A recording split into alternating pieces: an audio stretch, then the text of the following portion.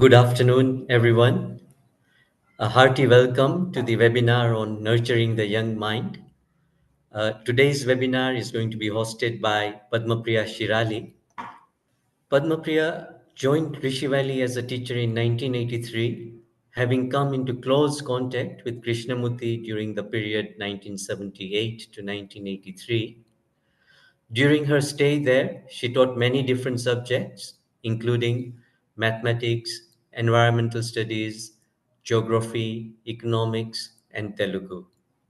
In 2012, she moved to Sahyadri and served as principal of the school from 2019 till 2024. She now stays at Valley School. She feels deeply for animals and loves to take care of them.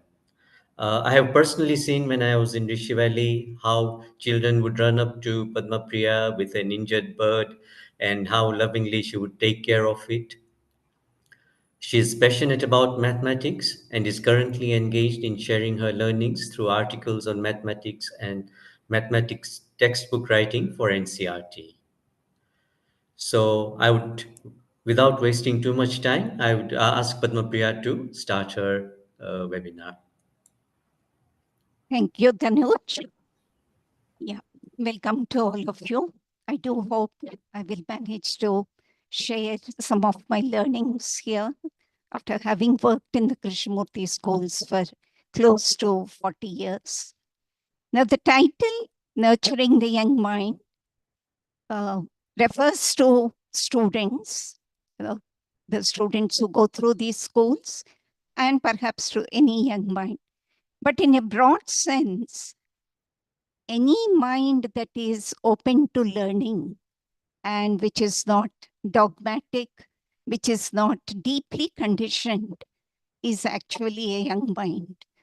So, having said that, I would like to move on. Now, this quote of Krishnamurti, which you see out here, in some way captures the crux of his teachings, and this also sets the tone for this webinar. So let me just read it out. In oneself lies the whole world. And if you know how to look and learn, the door is there and the key is in your hand. Nobody on earth can give you either the key or the door to open except yourself. Krishnaji had often made the statement, you are the world. I mean, we can all see that psychologically, that we're the same as the rest of the mankind. We experience the same emotions, joys, and suffering. So the challenge for an educator is how to nurture the capacity to look, listen, and learn in a space of freedom. Krishnamurti also made the statement that that is the first and the last step. And how do we help students to find their true vocation and live with a sense of joy and fulfillment? So at this point, I would like to share a conversation which I have had with students of class 5. This was 2 years ago in the Sahyadri school. Their class teacher had invited me to take a culture class for them. So I went in, and they were the usual boisterous lot of children, girls and boys. So I asked them, what have you been talking about in your previous culture class? And they responded by saying, oh, well, we talked about why are we the way we are? So I prodded them a little bit further, what they meant by that, whether they meant their physical appearance or something else. And then they laughed at me and they said, no, it has to do with our behavior. So I said, what do you mean? Can you explain a little bit more? And then they elaborated. They said, we quarrel. We shout at each other. We say bad things to one another. We do mean things to one another. So I asked them, well, why do you do these things? And then they began to answer individually. So one child said, I don't like it when I'm teased. Another, I don't like it if other people take my things. A third voice, I feel hurt when others say bad things about me. And so on. Out of these multitude voices, one voice said, Akka, basically we react. I was struck by the child's acute observation. And this was happening, as I mentioned, with class 5 students. So I asked further questions. I said, what does reaction do to a situation? And we talked about it.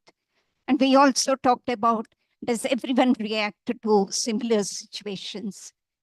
Do we have varied responses? And for a while, we reflected on how action reactions create further problems. And then I asked, do we need to react? Is it always necessary to react? And at this point, I was in fact thinking aloud, because it was my question too.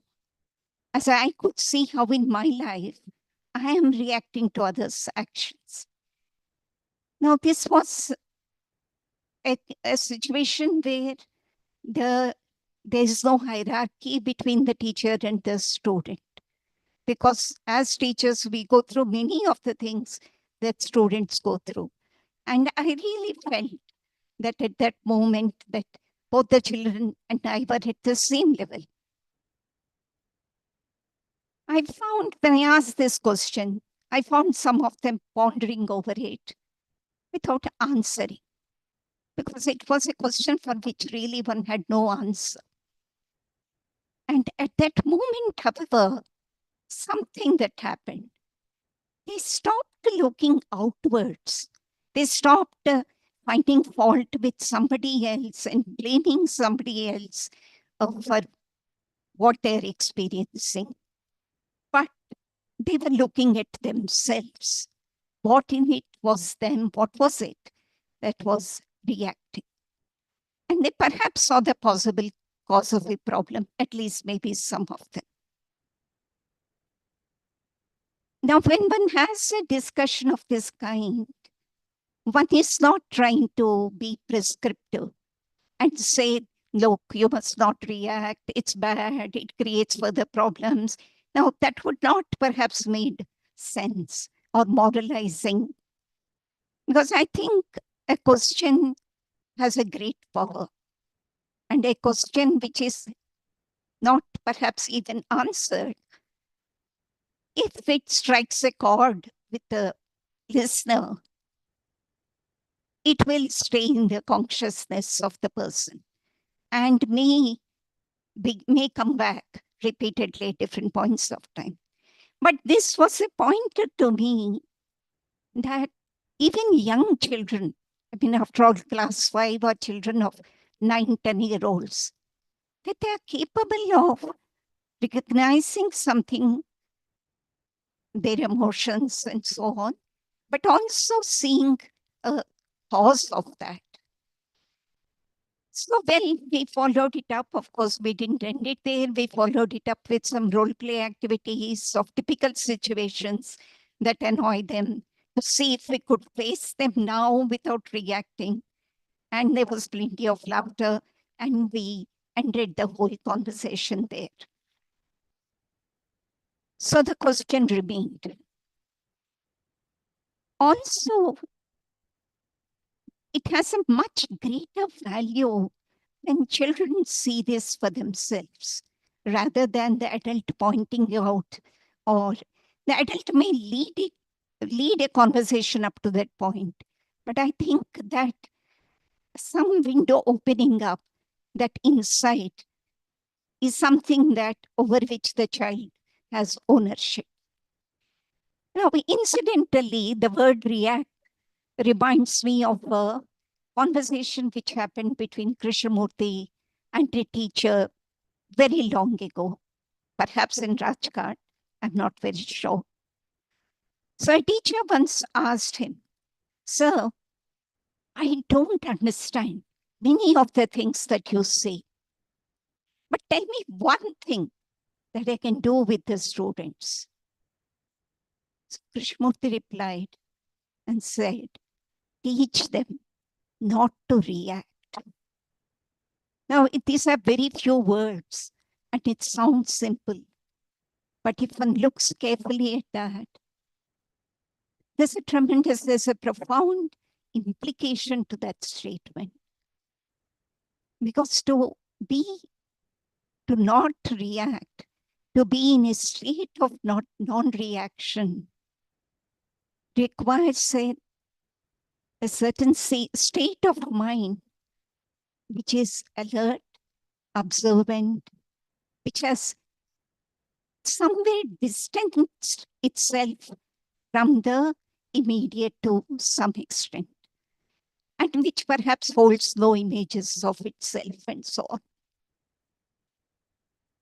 So I'll continue to intersperse this presentation with snippets of conversation I have had with students of varied ages.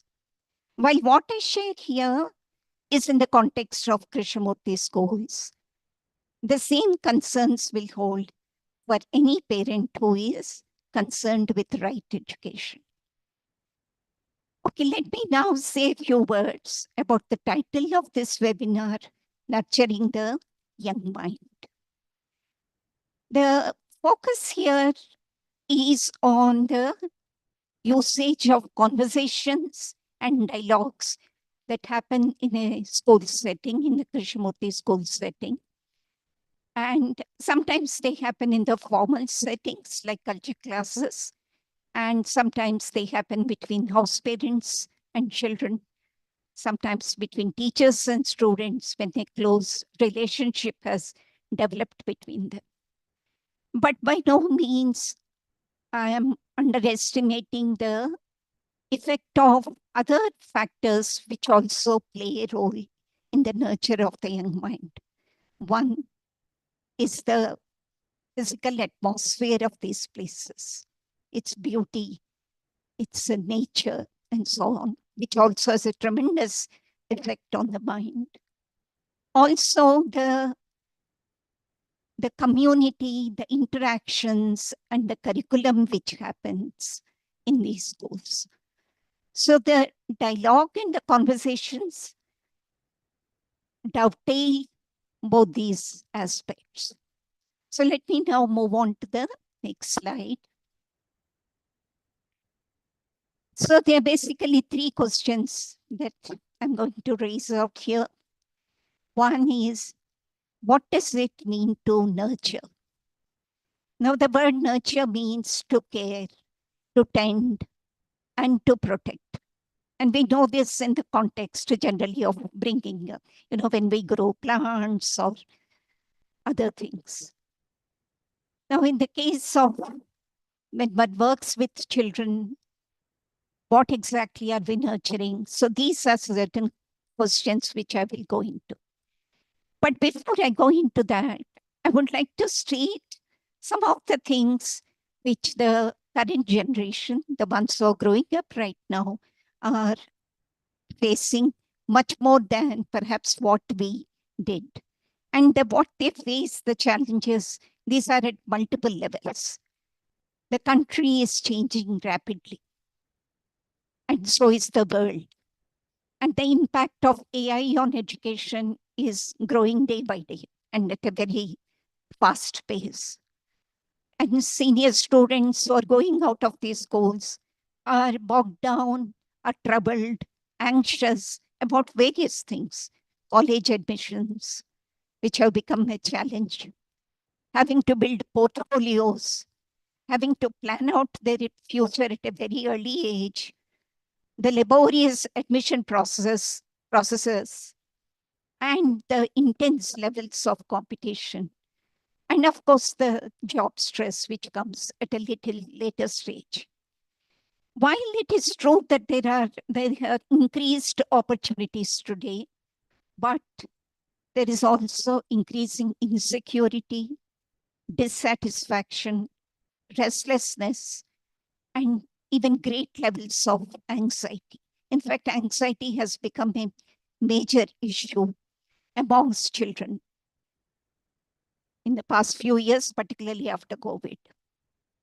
So these are the outer challenges. I will also look at the inner challenges little later on. But amongst the outer challenges is also the media is exercising its own strong influence and leading to a lot of self-absorption amongst the students. And through media, students get exposed to insular thinking, very biased views and opinions, echo chambers, which reflect their own opinions, and a lot of hatred and violence talk about this, both in films and otherwise. So what is the way out? And excessive shielding is not a solution. Sooner or later, the children have to face these issues. Merely laying down certain ideals and saying you should not be this, you should not be that, this is how you should be, it's going to create conflicting situations because their own urges, they're confused, they're influenced, and their own urges are moving them in a certain direction. So by laying down something which we think are certain moral principles might actually create contradictions and conflict in them. So the education some way needs to help the students to develop clarity in looking at these matters. And this is what one needs to nurture. And as Buddha said, be a light to yourself. It is that which one is trying to work at. So the next question which I'm asking is, what do we nurture? Well, that flows in fact, in some way from what we have talked about already, also from the statement made by Krishnamurti earlier, that if the mind learns how to question, how to inquire, reflect, understand itself and the world in the process, a mind such that is engaged in such an understanding holds the potential for freedom. And that such understanding can be brought about through learning to observe, listening with care, and thinking for oneself logically. The third part of the question is, how do we nurture? Now, the how encompasses the whole of the schooling experience. It's a large canvas. What I present will provide a window into some aspects of it. And before I dwell on the how, once again, I want to share some of our observations in the schools about the internal challenges that the children are facing today. I spoke earlier about the external challenges related to colleges and media and so on. But there are also internal challenges. One must keep in mind that the child who comes into the school is not a lump of clay to be modeled. He or she comes with a background. They're half-formed with impressions and desires and urges of their own, which are already developing. And they also come from varied backgrounds. And they have absorbed many impressions from society, peers, and the media. So that is the internal state of the child. But also the society that we live in, unfortunately, communicates many expectations. Success has become a very important thing in the world. What marks have you got? What ranks have you got? Which college have you got admission to? Is it to an Ivy League college? What kind of car does your family have? How much money do you make, or so on? So there are all these determinants of success which are operating, and we find that we're constantly faced with an onslaught of this whenever we get into social settings or into any conversations. And for young children and children who are growing in the middle school and so on, there are a whole lot of socio-emotional issues. And increasingly, the research is showing that there is a direct connection between social media usage and mental health, especially among teenagers. If one looks at all the kind of posts which are there on Facebook or various other such media, the tick marks, knowing whether somebody has given you a dislike or a like, and our life is in some way getting reduced to a tick mark. Now, recently, the Australian government has placed a ban on social media for children below 16, which is a very good move. And I do hope other countries like India also begin to go in that direction. There are also ideas of fulfillment which are being strongly pushed. But fulfillment per se is not a incorrect thing or a wrong thing. But to be told that fulfillment comes through money or through becoming the CEO of a company or through other means, there's a problem with that. And so these are the many, many things that we are getting exposed to. And unfortunately, while things like smoking or drink alcohol and so on at least come with some kind of laws and some kind of warnings asking you to minimize the risk to the public, the social media algorithms make the platforms highly addictive, and they have a direct impact on the brain, and there are no laws to keep them in check. And this is what the whole scenario that the children are growing up in today. So I think we need to keep this in mind when we talk about nurture, because one needs to talk about all these things, and one needs to help children to find clarity and understanding. Now, the nurture itself happens through multiple means. Yeah. I hope you can see clearly. There is the role of the school ambience in nurture of the child.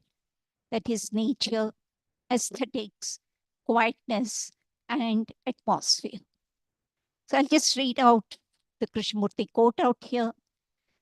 That healing that is of the mind gradually takes place if you are with nature, with that orange on the tree and the blade of grass that pushes through the cement and the hills covered, hidden by the clouds. Now, I think it is perhaps not necessary to repeat that nature has a profound effect on us. But again, connecting back to our mesmerization with the digital world, we are losing that natural connection with nature. And nature has a deep effect both on the conscious and the unconscious mind. So in the schools, of course, the schools are set in beautiful places, forests, hills, near lakes, and so on. It provides them that mental space and the opportunity for solitude. But one should not carry the impression that nature means something, it has to be some kind of something spectacular, like a waterfall or a snowy peak. Of course, they're beautiful to look at once in a while, to go and climb, do some trekking and so on. But nature is the solitary tree. It's the playful squirrel running around on the trunk of a tree. It's the antlion. It's the lizard on the wall. And it's the blade of grass. It's the cloud, the moon, the bright sunlight on the leaves and through the leaves. So wherever we are, I think there is a possibility to connect with nature. The other thing which has unfortunately happened to all of us is that we have lost a sense of wonder. And being in connect with nature, that possibility arises again. I think somewhere down the line, maybe the way science has developed and so on, we have carried on a certain belief that everything can be explained. And we begin to explain each thing in terms of another. But somewhere missing the factor that we're actually confronted by the unknown. Deep down, we really do not know many, many things about how our body works, or the nature works, and so on. So I think to lose that sense of wonder is a great pity. And someday there is a need to nurture this aspect. And of course, the aesthetics. When you create beautiful buildings, when you create a lovely rock garden, it has a soothing, calming effect. From our experience in the schools, we have seen that an active attempt to sensitize the students to the environment through nature walks, observing the rhythms of the nature, builds a relationship with the nature.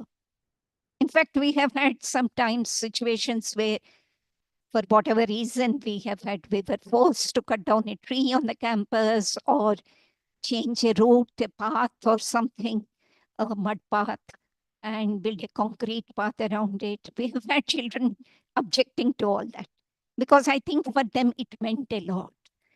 They have had an attachment with the tree, or they valued that mud path and didn't want to see it covered over with cement.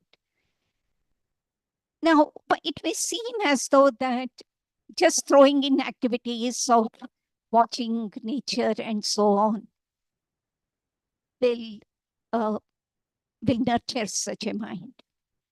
But it is not just that activity per se, because I may be doing that activity and my mind may be occupied with 101 things. What that act of watching a tree or sitting quietly with an animal is the reflective state that it creates. And that is the crucial aspect. Otherwise, I think just like adults, children are also living in a world of thought. And there's a need for a grounding effect. And that can come through nature. A similar thing happens, for instance, in the morning assemblies when children come together to sing beautiful songs and participate wholeheartedly. A kind of quietness which sets in. And it's not an external quietness, but an internal quietness. Many a time one hears people saying that they're looking for their roots, searching for their roots. But if we realize that the earth is the ground as well as the seed from which we have grown, then such a question acquires a larger meaning. What is our relationship to this earth?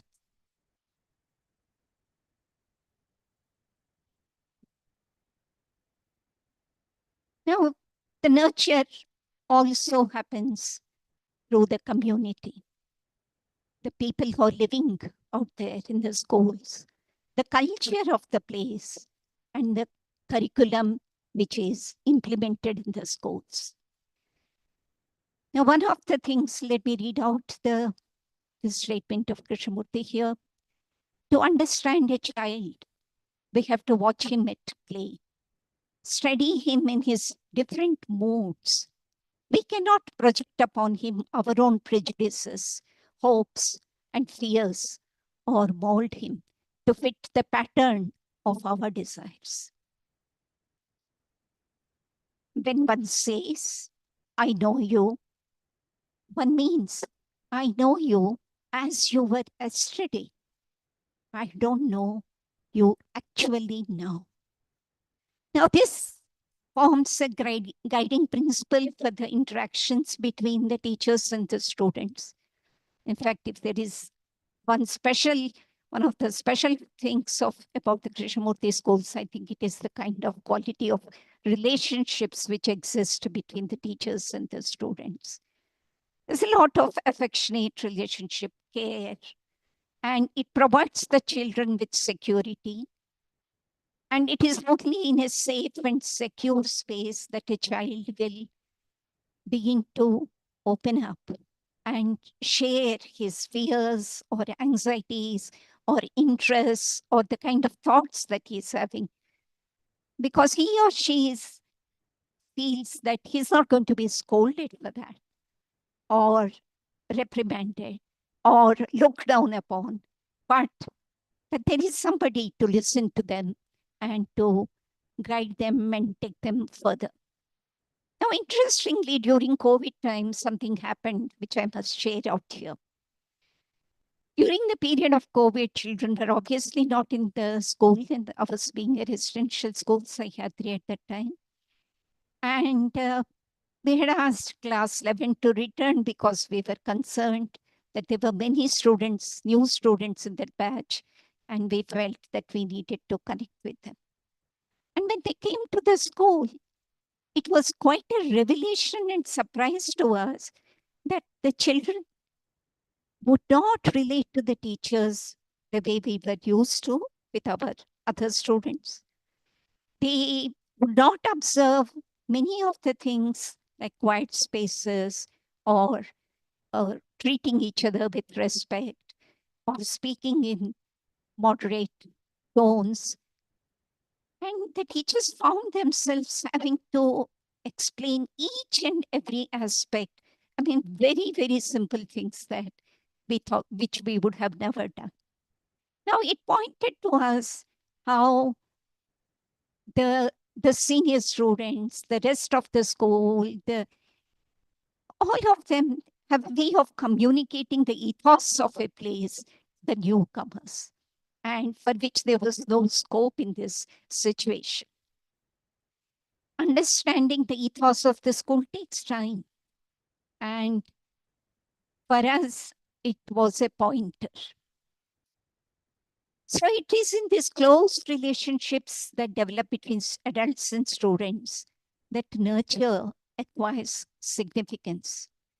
Because these relationships serve as a platform for friendship, patient listening, and for the child to open up. But while affectionate, happy relationships provide a sense of well-being to children, but there's something more that takes place in these relationships. In these informal conversations, the child begins to articulate and think aloud. And through that, both the child and the teacher start to become aware of what is it that motivates the child, what are the child's interests, what are the personal confusions that the child is going through, what are their difficulties. And so each child being different, this plays a major role. One must keep in mind that what touches each student varies from the student to student. And if the adults can help the child, and if the child is able to discover what he or she loves to do, then the child perhaps will be able to find a true vocation later on in life.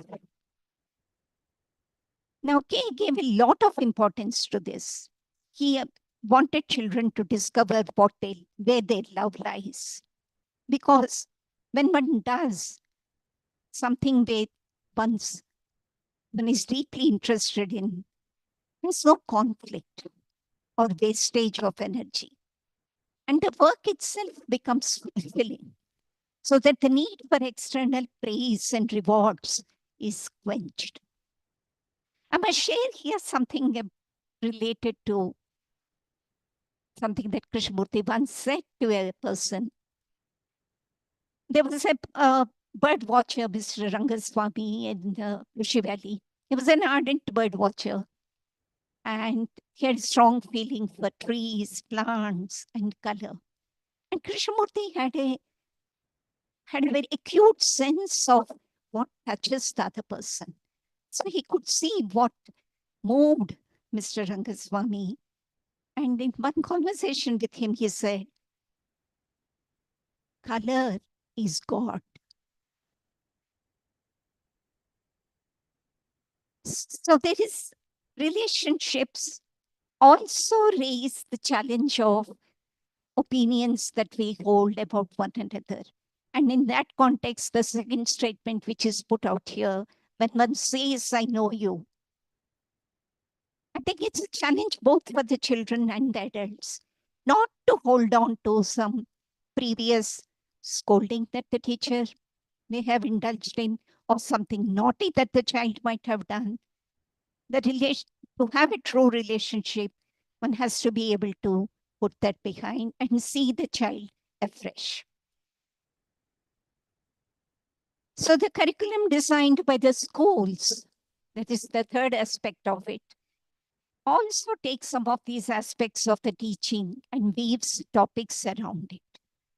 So the values of the community, whether it's in terms of environmental care or whether it is in terms of reaching out to the local community or attention to right nutrition and right activities, all of these things are absorbed into the curriculum.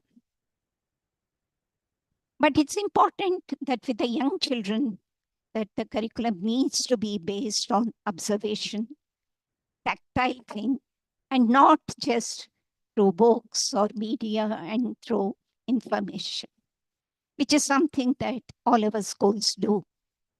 And children also absorb many new ideas, new ways of looking at things through the assemblies that happen and so on. So I thought I would share all this before I go into the main aspect of the dialogue and the conversations, because all this holds tremendous value. And finally, one of the crucial things is what is the presence of the adult community in the schools? What is the kind of life that they are living? I think that has a very, very great impact on the students. If they are deeply concerned about a religious life, deeply concerned about self-inquiry, that will communicate itself to the children. As I move to the next slide, I would like to just share one question that Krishnamurti asked at a conference. This was a conference held in Rishi Valley, and people were not expecting Krishnamurti to come for the conference, and the discussion was on what is a K school.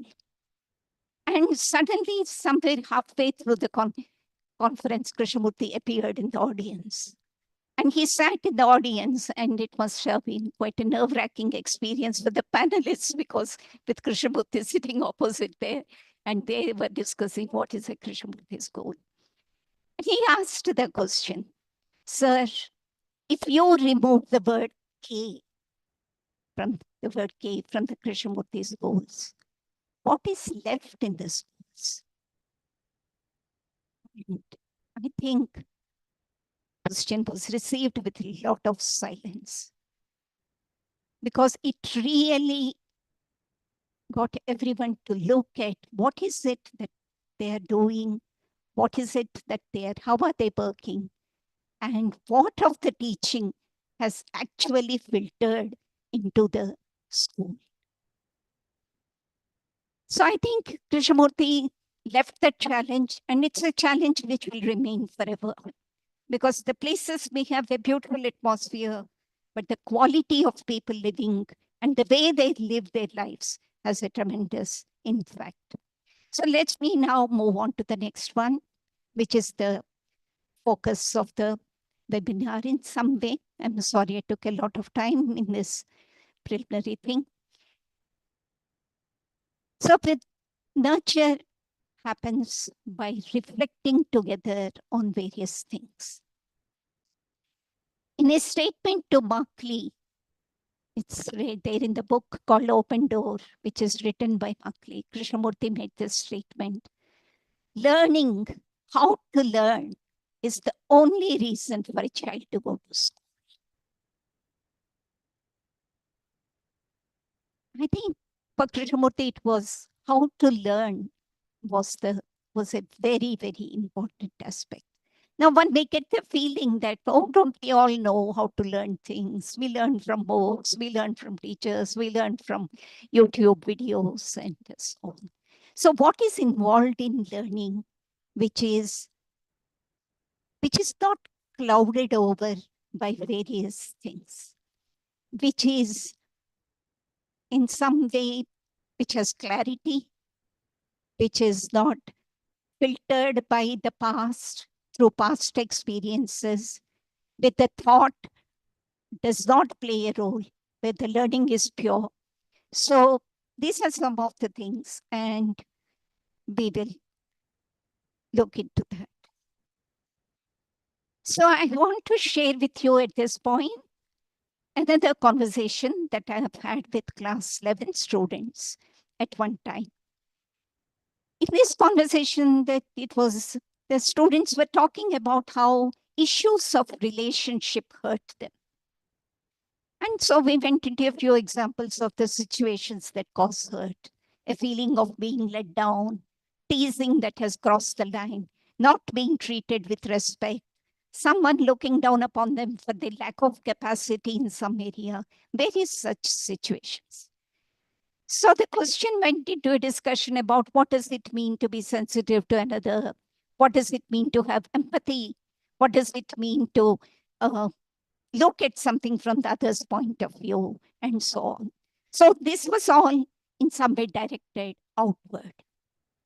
And there were some opposing views also to these matters, because some people felt that the teasing is in fun and that there is no need to react, that they go through the same things, and that there are other ways of responding to these and so on. At that point, the discussion shifted focus. And people began to question themselves, to what extent can I control another's behavior? What is it in me that gets hurt? How is it that similar situations create enormous hurt in one, but are brushed aside by another? So it was interesting to see that at one point, one of the girls suddenly said, I see now that I am responsible for my hurts. I have no control over another. And if it is in something that is in me that has responded to it and created this feeling of hurt, I need to look at what is it that is within me that has caused this. And there's a certain silence at that point. Because I think for the first time, just like in the earlier case, the children stopped looking outward and they began to look inwards to see what is happening inside. Of course, Krishnamurti has talked a lot about what is an image and why when one has an image, why one gets hurt and so on. But these children were either did not know about it, nor did I want to bring in those words immediately. I wanted to see where the conversation led to and what is it that they're able to perceive at that point. So these discussions and can happen in certain settings. One may design certain formats for these things. It may be in a quiet area. One needs to move away from the daily chatter and come to it with a certain seriousness. And one can do it with any age group, as I have already said. And it's not always that the conversations happen in this manner. Sometimes we use stories. Sometimes one uses case studies. Sometimes one uses an acute problem which the children are facing at that point of time. There may be multiple ways of approaching such a thing. But in holding such a dialogue, there is a challenge for the adult too. There may be strong prejudices, both in the adult and in the students, which may come through such a discussion. So one has to take care of that. There is also sometimes a certain preparedness, even though spontaneous discussions have a lot of value. But to what extent is the teacher himself in a prepared state, is himself or herself in a quiet state and with a quality of energy? And it is not so the case that these things can happen only with some very serious topics. I have found, for instance, engaging with students in a conversation on a farewell program and suddenly to change direction and go deeper. We were talking about the farewell programs, and there is always a certain resistance from the students because we lay down as schools certain norms about the kind of clothes that they can wear for these farewell programs, the kind of programs that they put up at that point, and they being influenced by Bollywood and so on. So there is always a tussle in these situations. But as we went little deeper and we began to ask, why are we being so particular about this kind of clothing of this? And quickly the conversation moved into of how one is influenced by some things that one sees on the TV, how one wants to imitate or copy something. And so the conversation took on a different form altogether. So I think it is to do with the skill of the teacher, the state of the mind, and the receptivity of the children. So there have been many such things. So let me now move on to the next one. So what is it that happens in the culture class? We do have a designated formal space on all our classes, right from class 4 to class 12, which we call the culture class, which happens generally once a week, and where we have discussions. And what are the kinds of things that we take up? So I will go through this a bit fast. So these are some of the questions that we take up. Why do we hold opinions about others? Why do I get hurt? Why do I feel bored? What are my fears and why do I have these fears? Why do I find it difficult to give up a habit? I may have got addicted to digital devices. It could be anything. And they're not always personal. One hears news of what is happening in the world outside, and the question might be, what is it that causes wars and so on? I must share also at this point a discussion which I had with class 8. There was a beautiful documentary which was produced on the Israel-Palestine war. And it was not about the war per se. It was a few years ago, not the current war. And the film was made in such a way that there were people from both the sides who had faced loss of somebody in their family. Someone killed in that war. And these people came together and each one spoke up, talked about their pain, what they went through, and how they felt. But each one stating that they do not want this conflict to continue. They said, we have suffered, lost members of our families, but holding hatred has no meaning. Now, the movie touched many students and generated a lot of discussion. What is it that causes these conflicts? Of course, we went into the historical aspect of that particular conflict. But why divisions arise? Why do we build walls? And then it moved into their own setting. Are there divisions amongst us in the class? How do they show up? What are the kinds of situations that they create? And then a question that puzzled many students was, is there a division in me too? And the immediate response to it was, oh, how can part of me be against me? And as we went into it further, something clicked, and one student said, well, I don't like morning PT, but part of me says that I should be doing exercise that bothers me and makes me feel guilty. And another voice said, I don't like some things that my friends talk about, but if I don't join in, I get left out and I do need friends. So we started to look at how contradictory moments and desires, what is it the way they affect us and so on. So there are many such things which are discussed in a culture class. Now let me just move on to the next one. Now for a culture class to be effective, it involves facing facts.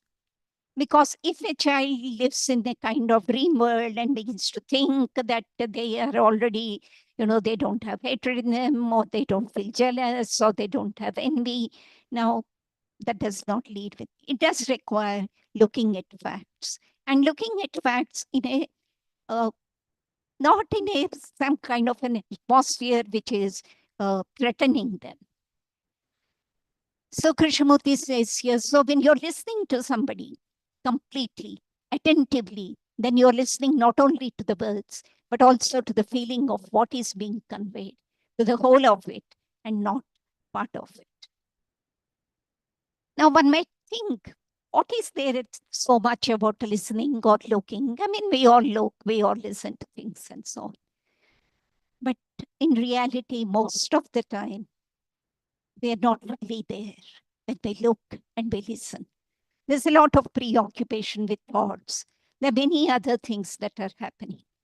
So for Krishnamurti, the looking and the listening needed to be done with care. And he also raised the question of what does it mean to see the whole and not fragment by fragment? Now, it's a difficult question. It's to ponder about. Is it possible to look at the world without like, dislike, and without prejudice? Now, this is it's a very strange thing, because today, if you look at the media, anything that you watch, any blog that you read, you're immediately asked to place a tick on like or dislike and so on. But in fact, this is precisely the thing which I think, at least in Indian tradition, the religious people have always tried to get people to look at like and dislike and to transcend like and dislike. But yet the media encourages in these directions. It in fact builds hatred. It encourages hatred. So for Krishnamurti, sensitivity, awareness did not end with looking at the world, at the outer world. He did ask children to look at the outer world and observe very carefully. But he always followed it up with another question.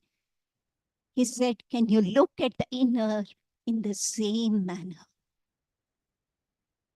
And he was raising a challenge out there, because when we look at the outer, it is still possible to look at it without a reaction. But when we look at the inner, we're so deeply conditioned to either approve of something or disapprove of something. If we find within ourselves anger, jealousy, or competitiveness, we feel very uncomfortable with it. We immediately try to escape it, or we try to run away from it. And we do not face the fact of it.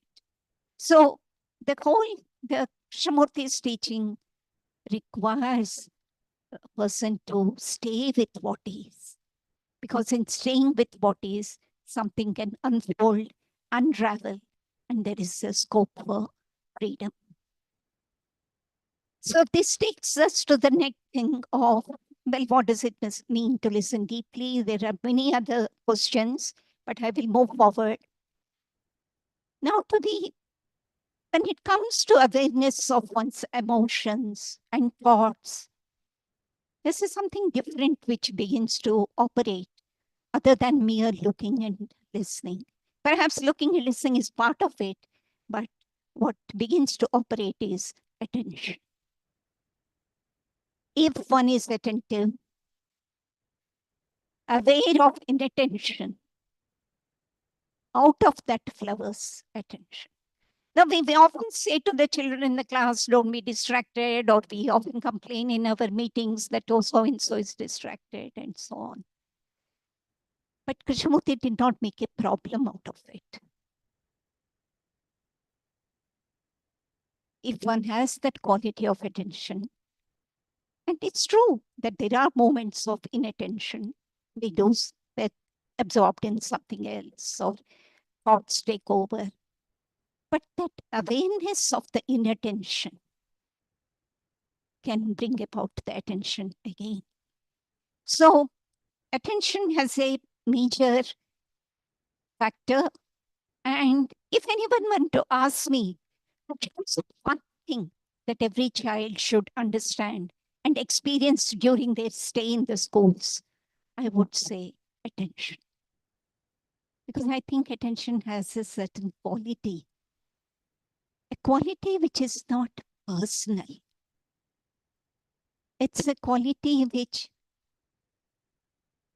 can be communicated, and it happens even through the non-verbal means.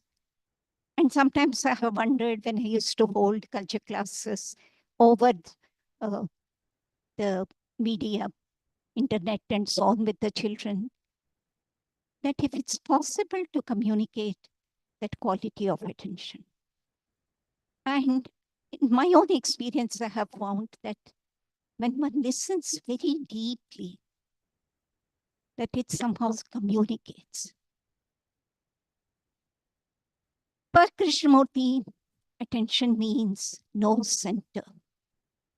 And when you respond or observe with full attention, there is no center nor observer out there. Whereas the nature of inattention is self-concern, negligence, and indulgence. But what comes in the way of attention? What is it that breeds inattention in us? One of the things that Krishnamurti points out is our desire and preoccupation to become something. And it's one of the deep conditioning which is there in all of us, both children and adults, that we are always wanting to become something and moving away from what we are.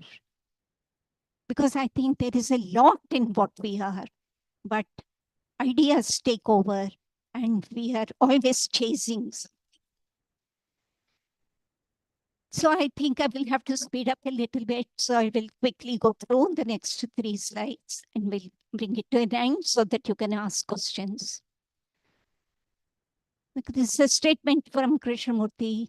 If conditioned life is a battlefield. Without freedom from conditioning, humanity will always remain a prisoner and life will remain a battlefield. I think we are all conditioned. Adults are conditioned. Children too, though they are young, they too are conditioned. And it happens at a fairly young age. And what is needed in the schools is not further conditioning, but it is the emptying of this conditioning. And how does that emptying happen? And that emptying happens through these kinds of conversations, reflections, and also the looking at some of the deeper things that we have conditioned by. The fact that we compare ourselves with others. This is a very, very deep thing in all of us. Perhaps most of us do it. Similarly, not facing facts and resorting to escape mechanisms is yet another deep conditioning within us, moving towards ideals. So the work that one needs to do is to help children to spot their own conditioning, the opinions, the biases that they have formed, the prejudices, the way they get influenced by brands, images, what their peers say. There are plenty of things that are happening, and all of these require a discussion. And for Krishnamurti, it is the process of negation which arrives at the truth. And if children can see, can get a flavor of it, that in understanding oneself, there is freedom. And I think many of us do experience it in minor situations when we find ourselves very, worried about something. And if we look into it and if we begin to understand what is happening to us, and if we see that perhaps it's all a baseless thing and that one can just let it be no matter what happens, there's a sudden uplifting, a sudden freeing. And that is something which children too need to experience before they leave the schools. We also take up issues of identity. I will not go into this now, but we talk about, because particularly now it has become a major issue for the young because of the various things that are being talked about in the world. But one of the things that I've taken up with children about this is, why do we have this desire to define ourselves in terms of an identity? Can we really define ourselves?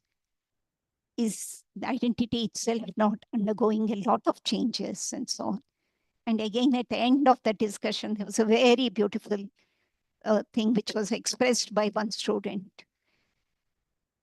So why is it necessary to define it? And can I live without this identification process? And it was a question. Nobody answered it. But the fact that the question came from their own peers, someone of their age, had an effect on the children. And somewhere I feel that these questions will remain with them later on in their life.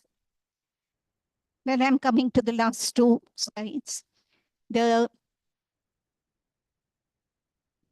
the end of all this is that what is quietness, what is solitude, and what is meditation. I'm a little hesitant to use the word meditation because one is not talking about some techniques of meditation or doing it as a practice and so on. I just want to share this particular thing because it meant a lot to me. Now we have a practice in the school that when children come to the culture class, they leave their bags outside because we sit on the floor in a circle and talk. So they usually carry their rucksacks and they leave it outside the room. And they also leave their chappals outside the room. And it came to me spontaneously as they left all that and walked into the room. I suddenly asked them the question. I said, can you drop all your thoughts, ideas, and opinions also outside and enter this room? They are there. Don't worry about them. You can pick them up at the end of the session after this culture class is over. But can you just leave them there and come into this room? We have a very quiet. He said, can you now look into yourself and what are you? So they remained silent for some time. And then there were various responses. So somebody said, I can see that only my senses are operating. Somebody said, it seems like emptiness. And someone else said, the mind is very quiet. And another person said, I can sense my body much more. And another voice said, I feel nothing. And we stayed with that for some time. The cleansing of the me creates a space, silence, and attention. And I think in such silence, there is a non-verbal communication. And so even when a group comes together with a certain intensity in inquiring into something deeper, a meditative state emerges naturally. You don't need to sit down and say, I'm going to meditate. Krishnamurti talked about the other shore. And the question is, what is the relationship, the interplay between the other shore and our normal living? Sometime back, I was traveling from Gangtok to Bagdogra by car.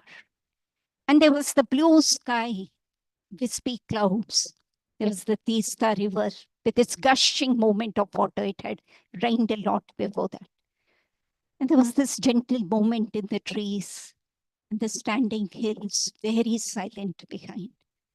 So there was this contrast of speed, slowness, sound, and quietness, the bright blue and the dark green, the red earth and the shimmering water. And there was a pervading stillness in that forest. And one just felt tremendous gratitude, gratitude to life. I think feelings like gratitude, meditation, love, they happen to us. I think it's in a very wrong usage of language to say, I feel I'm practicing gratitude, I'm practicing meditation. I think they're not personal and they happen to us. All right. So there are various challenges, of course, while doing all these things. So I've just put up a few. Can the damage caused by conditioning be undone through reasoning, through conversation? That's to be seen. How am I not to be caught in the tug of opposites? I'm selfish, but I should be unselfish. How am I to live in this world and avoid the trap of choice? Do I see that all too often doing becomes more important than being? Am I aware that when I seek help from a counselor, I'm looking at myself through that person's eyes? And can the conversations, the kind of conversations that I talked about, bring about a change? The last statement of Krishnamurti to close up the thing, education needs to work at inquiry into the self and not just accumulation of knowledge or perfection of sense. And for him, this was religious education. There's also a question which somebody asked Krishnamurti, but I don't think I would like to go now into this. But what are we on this earth for? I mean, this is something which you can look up and you will see the thing. Normally, Krishnamurti does not answer in a positive. He generally asks a counter question, but for once here, he does say something. And so we'll end on this note of let the seed of awareness bring forth its own fruit. All that we can do is only that we can help the child to become aware of his own self. And where it leads an individual or us, we do not really know. Thank you. Thank you, Padma Priya. That was quite a insightful, uh, presentation, and we have around 20 minutes for question and answer. So if people have any questions, they can put it up in the chat now, and we will take it. We'll take as many questions as possible within that time. So there is the first question that's come up. Can you please throw some light on how you address likes and dislikes of an individual child? Okay. Well, it can start at a very simple level. For young children, we notice, for instance, they have already strong likes and dislikes about vegetables and what they eat and fruits and so on. So one is we do get them to experiment. We talk with them. We say, try. I mean, I see, for instance, in the school here, how patiently the teachers try to say, okay, try a little bit of it and see how it goes. Because too often it is a mental makeup. The child may not have liked the color of it or something. I remember, for instance, in my childhood, I didn't like certain vegetables. So it may start at that level. but at a little later point, it may have something to do uh, with the kind of books that they read. And so generally, most of them like to read the more popular books and what is, of a certain kind. And uh, the again, the teachers here might actually do try various things in order to encourage children to look at other books, to read other books, because too often it is a certain prejudice which is operating. And quite often it happens that children say later on, "No, I really liked that book, though I didn't want to pick it up myself," and so on. So it needs patient working through, and to sort of broaden their feeling in this matter. And also to see, it's an initial reaction very often. Now, if I look at a cockroach or I look at something which, uh, you know, the first initial reaction is to turn away because you don't like it or you have a reaction to it and so on. But I think I have seen sometimes, somebody once told me on how he actually held one of these beetles in his hand. And he said to all the children, "Let's now look at this beetle together." And the very act of doing it can begin to make a difference because you begin to see that your whole dislike is born out of a, a certain reaction, which is not perhaps a rational reaction. Right. So you're saying a certain amount of nudging is required, Yeah, in a certain direction, and ability to look at what's happening at that same time would help, right? yeah. There's another question. What is a culture class and why? Well, culture class, really speaking, can be called a conversation or a dialogue class. Uh, it is something, it's a time when you see normally what happens in a school is the academic part of the curriculum uh, it gains a lot of importance, and teachers become quite concerned about completing some portions that they want to cover and so. But there is this whole dimension of what the schools have been are in here for. And so the culture class is a space where we talk about these kind of questions, where we're reflecting generally on life. And that reflection is not always directed by the teacher. It is not necessarily somebody prepares and comes. It sometimes children bring up something. If something is very much on their minds, they want you to take it up. They feel concerned about it. So it's also the confidence that they feel in the teacher, the relationship that they have with the teacher, which makes them bring up this. And sometimes they bring up very sensitive issues. Right. Um, so it's an interesting question. Is it possible for my child to do what happens in K school practices like inquiry culture sessions at my home? I do understand the advantage, but my wife does not. How can I deal with this situation? So let's break it into the first part. Can I do the same things at home? What we've been, what's happening in the K schools? Is it possible to do these things at home? I feel so. I would not have any hesitation about that. It is true an ambience of a school because it has, certain dynamics and atmosphere is there, uh, may aid more. But I think in engaging with the child, but one has to keep in mind that, there is a delicate balance between discussing these things without creating a certain reaction. We should not also create a situation where the child says, "Oh, now we are going into some philosophy or something." Keep it gentle, keep it short, just, and not preach. I think preaching is not the right thing to do at all.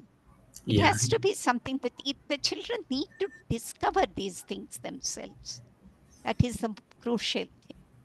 yeah, and I think in that case, the listening to the child becomes very important. Very You true. know, yeah, am I really listening, or am I coming with a set of ideas which I want to put across to the child?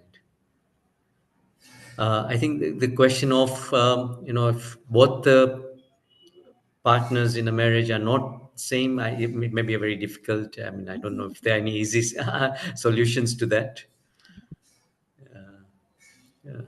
I think you see that if one has clarity, one may be able to communicate that too. So it is one's own deepening of understanding. Maybe it may work. Also, related question: how do parents get involved in this process of the schools? So I'm guessing that Yes, I think different schools have different mechanisms by which they reach out to the parents. Most schools have programs where the parents are requested to come either for a day or for a few days. And all the schools more or less have study centers where there are programs which are conducted for 3 days or so. So where there can be a discussion on what is happening and what I think it's very, very important that the parents and the schools are together in this because otherwise the child will get contradictory messages and uh, and so it needs to go hand in hand. And so I think this can develop only through an understanding. There are schools which really encourage parents to come and participate in uh, all these conversations. Yeah. right. Okay, there's a question of how do we address peer pressure? Yeah, peer pressure, unfortunately, is a very strong reality, and it does influence children at a different ages. It's of a different kind. Children sometimes pick up bad language or bad habits, or maybe some good things happen too, but the bad has a way of dominating. At a certain stage, it might be a lot of the kind of clothes you wear or the kind of music you listen to. So there are many things, and children do get a little bit bullied into that kind of a thing of having to go with whatever the others are doing. Um, so this definitely is something that we take up a lot in our discussions on what does it mean to look at, to have the right thinking, and to see when one should not go along with something, when uh, one can even try and engage with others on why something should not be that way. But not always are people open to such a discussion. But so it is also happens with the help of the teachers. Sometimes the teachers guide the students on how to handle the kind of particular pressure that the child might be facing. So it might be an individual thing because sometimes children face different kinds of pressure and so, but it is definitely something that we take up a lot in the schools, how to handle these things. Yeah, I think again here, whether when we are in discussion with the, especially with a teenager, do they get a sense that we are listening, or do they get a sense that we're trying to preach to them, moralize, trying to push them in a certain direction? Then we'll certainly have a reaction, because there's a That's very connected question. It becomes very difficult to deal with teenagers, emotional outbursts and reaction at times without any reasoning by teenagers when parents are worried about their choices, which has implications on their future. Uh, you know, so I think again, unless you find that the teenager sense a sense of affection, that you're really listening, um, before you even start putting across. What tends to happen is we actually put across our thoughts, our ideas of what we think should be, and of course, at that particular age, they become even more reactive, so it's not right. taken in easily. Yeah. Um, A question of what do you do when a child is in a larger family and gets plenty of reactions? How can we as a parent support the child to be more aware? Yeah, that is I mean, it has advantages to be in a large family, and because there's also a lot of affection and a lot of care and so on.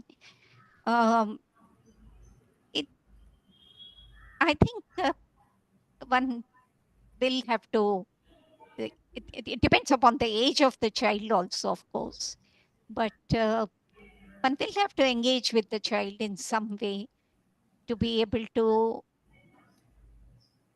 say no when they need to say no, to be able to also adjust when it's not of such a serious consequence. Yeah, there's a lot of conditioning too, which happens unfortunately uh, in children uh, coming from the family and society and so on. So I think you see, each time one gets a hint of that through what the child has said or through what the child is doing. And when the child says, I want to buy this, I think it's a good thing to ask the child, now, why do you want to buy it? What is it? Now, to understand where the influence is coming from. To You see, we don't otherwise get to know what is actually happening in the child's mind. And so a lot of conversation, I think, is very helpful, no matter what the situation is. And and as I've said earlier also, that if a child can learn to look at something, to to have that feeling of attention, that feeling of quietness. Now, I think the child will be able to sense that only if the adult himself or herself is in that state. So a lot depends upon how we work with ourselves also. I think we have a tendency to want to work with the children and get everything right, but we may be also neglecting uh, our own states of mind. I think it works. It's a two-way process.